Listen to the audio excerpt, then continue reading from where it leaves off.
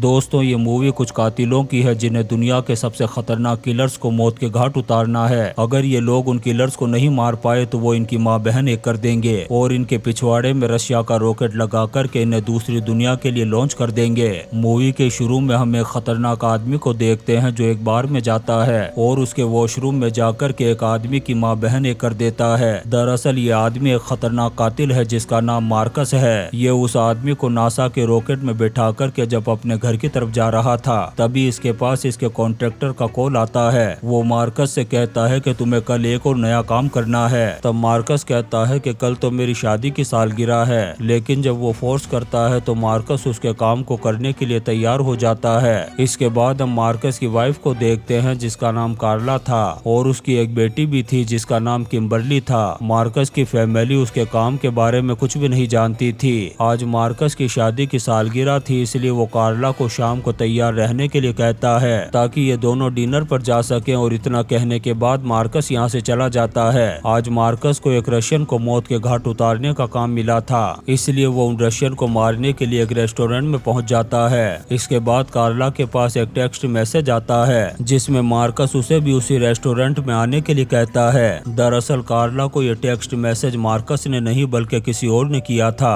अब कार्ला जब उस रेस्टोरेंट में पहुंचती है तो वो मार्कस को एक अजीब से हुलिये में देखती है। वो उससे कुछ पूछती इससे पहले ही मार्कस उन रशियन के पीछे वहां से निकल जाता है। ये देखकर के कार्ला भी मार्कस का पीछा करना शुरू कर देती है। उधर मार्कस एक एक करके उन रशियन को नासा के रॉकेट में बिठा कर के ऊपर पहुंचाता जा रहा था। तभी हम एक आदमी को देखते हैं जो मार्कस पर अंधाधुंध गोलियां चलाना शुरू कर देता है। अब मार्कस तो किसी तरह से उन गोलियों से बच जाता है, लेकिन दरवाजे के पीछे खड़ी हुई कार्ला को वो गोलियां लग जाती है और उसकी मौत हो जाती है। अब ऐसे ही इस हादसे को 1 साल का वक्त गुजर चुका था, लेकिन मार्कस अभी भी अपनी वाइफ के सदमे से बाहर नहीं आया था। दरअसल मार्कस अपनी वाइफ की मौत का जिम्मेदार खुद को मान रहा था। जब मार्कस की माँ अपने बेटे की ऐसी हालत को देखती है तो वो भी परेशान हो जाती है और उसे कहती है कि किम्बरली अपनी माँ को तो खो चुकी है लेकिन अपने बाप को नहीं खोना चाहती, इसलिए तुम्हें सब कुछ भूल कर के आगे बढ़ना चाहिए। इसके बाद मार्कस के पास एक पार्सल आता है जिसमें एक पेन ड्राइव थी। जब वो उस पेन ड्राइव को प्ले करके देखता है तो उसमें एक वीडियो था जिसमें एक आदमी मार्कस को किसी को मारने के लिए $10 मिलियन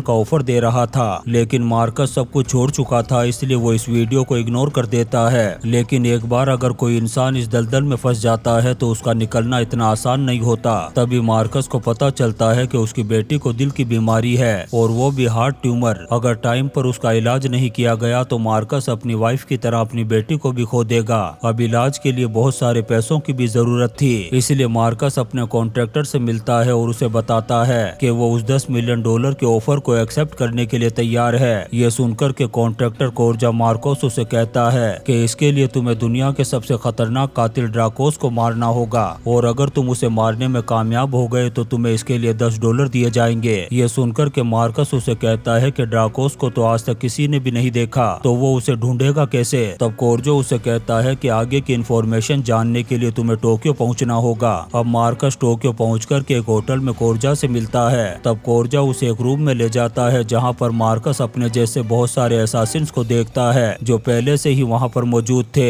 उन खतरनाक कातिलों को देखकर के मार्कस भी हैरान हो जाता है क्योंकि यहां आने से पहले उसे लग रहा था कि इस काम को वो अकेला करने वाला है। दरअसल यहाँ पर मौजूद सारे कातिल दुनिया के सबसे खतरनाक कातिलों में से थे जो एक बार अपने टारगेट के पीछे लग जाते थे तो उसकी माँ बहन एक करके ही दम लेते थे।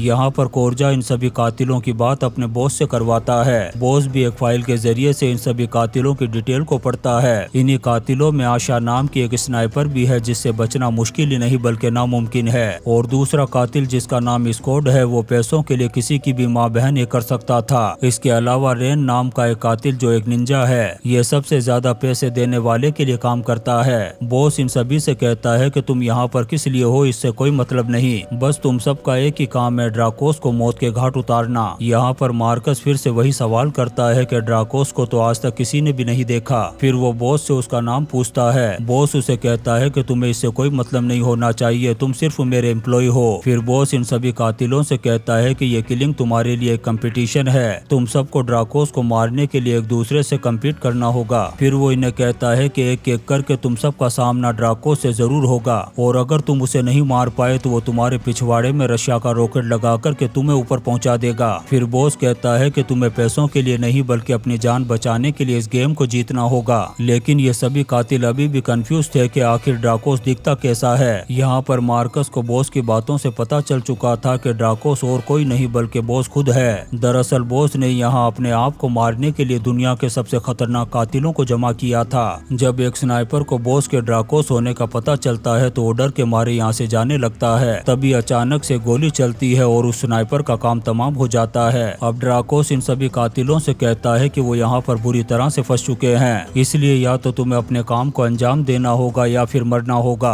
अब ड्राकोस इन सभी को तैयारी करने के लिए एक दिन का टाइम देता है और कोर्जा सभी कातिलों से कहता है कि अगर किसी ने भी भागने की कोशिश की तो उसकी बॉडी में इतने छेद किए जाएंगे कि वो कंफ्यूज हो जाएगा कि सांस कहां से लूं और पादू कहां से। इसके बाद सभी कातिल अपने अपने रूम में आराम करने के लिए चले जाते हैं। वहीं हम मार्कस को देखते हैं जो अपने रूम की तलाशी ले रहा था। तभी आशा मार्कस के रूम में आ जाती है। इससे हमें पता चलता है कि ये दोनों एक दूसरे को पहले से ही जानते थे, क्योंकि एक बार आशा ने कॉन्ट्रैक्ट के चलते मार्कस को मारने की सुपारी ली थी। यहाँ मार्कस को पता चल जाता है कि आशा उससे इंफॉर्मेशन लेने के लिए आई है। यहाँ मार्कस उसे रूम से बाहर जाने के लिए कहता है। तब आशा भी समझ जाती है कि इस आदमी के पास उसकी दाल नहीं गलने वाली, इसलिए वो चुपचाप यहाँ से चली जाती है। इसके बाद हम सभी कातिलों को देखते हैं जिन्हें ड्राकोस ने खाने पर बुलाया था। वो इन सभी को अलर्ट करते हुए कहता है कि कल तुम्हारा सामना ड्राकोस नाम के यमराज से होगा, इसलिए आज रात को ही तुम सब अपनी अपनी तैयारी में लग जाना। तभी मार्कस के पास हॉस्पिटल से उसकी बेटी किम्बर्ली का कॉल आता है। जब वो बाहर जाकर के अपनी बेटी से बात कर रहा था तब आशा भी उसे देख रही थी। यहाँ पर आशा को देखकर के हमें ऐसा लग रहा था कि शायद वो मार्कस को अपने प्यार के जाल में फंसाने में लगी है, लेकिन ऐसा बिल्कुल भी नहीं था। वो तो मार्कस का ही विकेट गिराना चाहती थी, क्योंकि वो जानती थी कि जितने कम लोग होंगे उतना ही इस गेम को जीतना आसान होगा। इतना कहकर के वो मार्कस पर हमला कर देती है और यहाँ पर इन दोनों के बीच में जबरदस्त WWE की फाइट शुरू हो जाती है। मार्कस पहले तो उसे लड़की समझकर के बिल्कुल भी हाथ नहीं उठाता, लेकिन जब वो नहीं मानती तब मार्कस उसे उठाकर के एक टेबल पर पटक देता है, क्योंकि मार्कस तो खुद एक खतरनाक कातिल था। फिर अगली सुबह जब ये सारे कातिल एक जगह पर जमा होते हैं तब ड्राकोस इनसे कहता है कि तुम्हें अपने बैग में से एक कॉइन निकालना होगा और जिसके कॉइन का नंबर सबसे कम होगा वही सबसे पहले मुझे मारने के लिए आएगा। जब ये सभी अपने बैग से कॉइन को निकालते हैं तो सबसे कम नंबर का कॉइन मार्कस का निकलता है, लेकिन स्कॉट पैसे लेकर के यहाँ से जल्दी जाना चाहता था, इसलिए वो मार्कस से अपने कॉइन को एक्सचेंज करके ड्राकोस को मारने के लिए जाता है। सभी कातिलों को उनकी पसंद के हथियार दिए गए थे। अब स्कॉट एक शॉटगन लेकर के ड्राकोस को मारने के लिए एक रूम में जाता है। बाकी के सारे कातिल एक जगह पर बैठकर के उसे टीवी स्क्रीन पर देख रहे थे। स्कॉट एक अंधेरे रूम में ड्राकोस को ढूंढ रहा था। तभी अचानक से ड्राकोस नाम का वो यमराज उसके सामने आ जाता है। अब जैसे ही स्कॉट उस पर गोली चलाता है तभी ड्राकोस उस जगह से गायब हो जाता है। दरअसल ड्राकोस ने इस जगह पर ट्रैप बिछा रखे थे। तभी अचानक से वो स्कॉट के पीछे से हमला करता है और उसे गोली मार करके जख्मी कर देता है। अब स्कॉट अपनी जान बचाने के लिए एक टेबल के पीछे छुप जाता है, लेकिन यहाँ तो ड्राकोस ने चारों तरफ ट्रैप बिछा रखे थे। अब ड्राकोस जैसे ही एक साउंड को ऑन करता है तभी स्कॉट के कानों से खून निकलना शुरू हो जाता है। उस साउंड की वजह से स्कॉट का दिमाग खराब हो गया था, इसलिए वो पागलों की तरह चारों तरफ अंधाधुंध गोलियां चला रहा था। तभी अचानक से ड्रेकोस आता है और उसके हाथ को काट करके उसका काम तमाम कर देता है। अब इस चीज को देख करके दुनिया के इन सबसे खतरनाक कातिलों की भी फटने लगी थी। मार्कस इन सभी से कहता है कि ड्राकोस के बिछाए हुए ट्रैप के सामने हम बिल्कुल भी नहीं टिक पाएंगे, इसलिए हम सभी को एक साथ मिलकर के उसका काम तमाम करना होगा। पर ड्राकोस उन्हें ऐसा करने से मना करता है, लेकिन मार्कस किसी तरह से उसे मना लेता है। फिर ड्राकोस इनके सामने अपनी शर्त रखते हुए कहता है कि तुम में से किसी एक को मरना होगा, वो तुम में से सिर्फ 4 लोगों से ही लड़ेगा। ये सुनते ही एक कातिल मार्कस पर अटैक कर देता है, लेकिन मार्कस उसे मार मार करके उसकी हड्डियों का कचूमर बना देता है। अब कोड नाम का एक कातिल इन सभी को यहाँ पर छोड़ करके ड्राकोस को मारने के लिए जाता है। वो ड्राकोस पर भारी पड़ रहा था, तब ड्राकोस उसके साथ चीटिंग करना शुरू कर देता है। वो रूम की लाइट को फ्लिकर करता है जिससे कोड को कुछ भी दिखाई नहीं देता। जब लाइट ऑन होती है तब तक कोड दूसरी दुनिया में पहुंच चुका था। वो सारे कातिल इस चीज को भी स्क्रीन पर देख रहे थे। अब ये सभी एक साथ मिलकर के ड्राकोस को मारने के लिए जाते हैं। जैसे ही ये उस रूम में जाते हैं तभी ड्राकोस इन पर एक ग्रेनेड फेंकता है, जिसके ब्लास्ट होते ही ये सभी एक दूसरे से अलग हो जाते हैं। इससे ये सभी लोग भी बहुत ज्यादा घबरा जाते हैं और एक दूसरे को ढूंढने में लग जाते हैं। अब ये सभी लोग एक दूसरे को ढूंढते इससे पहले ही ड्राकोस आशा को पकड़ लेता है। उधर दूसरी तरफ मार्कस के सामने ड्राकोस की एक असासिन एसासिन आ जाती है। उधर ड्राकोस आशा को उसी के चाकू से मौत के घाट उतार देता है। इधर मार्कस ने ड्राकोस की एसासिन की मां बहन एक कर दी थी। आशा का काम तमाम करने के बाद ड्राकोस रेन के सामने जाता है और उसे कहता है कि मैं अच्छी तरह से जानता हूँ कि तुम यहाँ पर पैसों के लिए नहीं आए हो। यहाँ पर हमें पता चलता है कि रेन के बाप को भी ड्राकोस ने ही मौत के घाट उतारा था, इसीलिए रेन ड्राकोस से अपने बाप की मौत का बदला लेने के लिए आया था।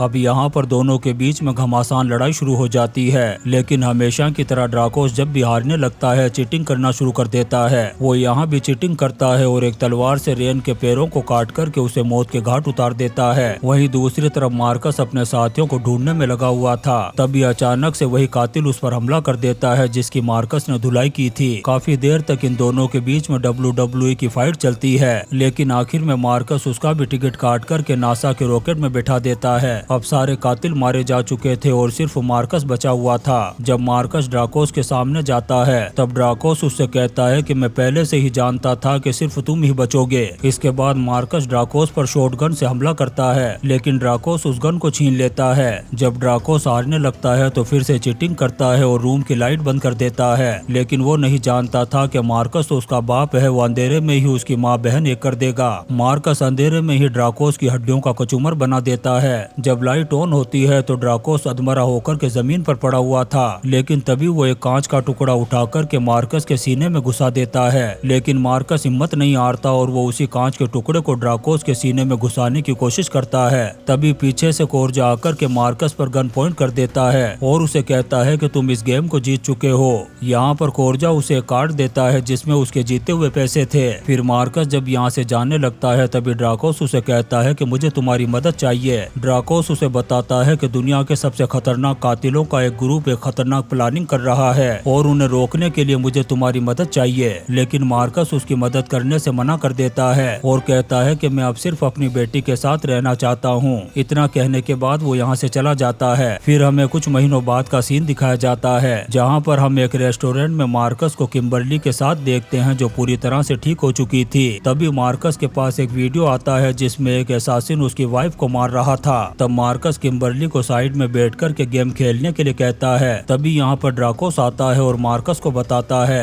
कि तुम्हारी वाइफ को मारने के लिए कॉन्ट्रैक्टर ने इस एसासिन को हायर किया था। वो उसे बताता है कि तुम्हारी वाइफ को एक मैसेज के जरिए से यहाँ पर बुलाया गया था। उसे मारने के बाद वो लोग तुम्हें मारने वाले थे, लेकिन इससे पहले मैंने तुम्हें अपने पास बुला लिया। अब यहाँ पर ड्राकोस मार्कस को फिर से मदद करने के लिए कहता है। तब मार्कस भी उन कातिलों को मारने के लिए हाँ कर देता है और इसी सीन के साथ ये शानदार मूवी किंग ऑफ किलर्स खत्म हो जाती है। दोस्तों, हम आपके लिए ऐसी ही इंटरेस्टिंग मूवीज एक्सप्लेन करते रहेंगे, तो आप चैनल को सब्सक्राइब जरूर करें और लाइक और कमेंट्स भी करें। Thank you.